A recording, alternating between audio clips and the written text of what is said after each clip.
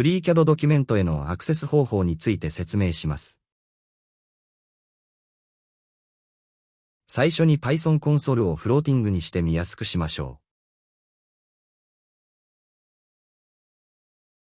う。FreeCAD で Python を使用し始めるには、FreeCAD モジュールをインポートします。ここでは、Import FreeCAD as APP と書き、略称を APP とします。エンターを押し実行します。何も表示されませんが、モジュールが FreeCAD に読み込まれました。次に、現在のアクティブなドキュメントを取得する命令を書いてみます。doc=app.activeDocument と入力します。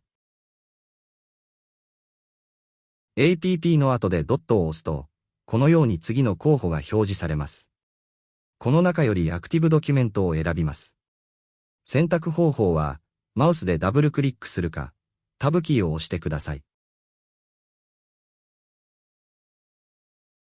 すると、このような形でコンソールに表示されます。エンターを押し、実行します。次に、変数ドクの内容を表示してみましょう。すると、このようにドクはドキュメントオブジェクトであることを表示しています。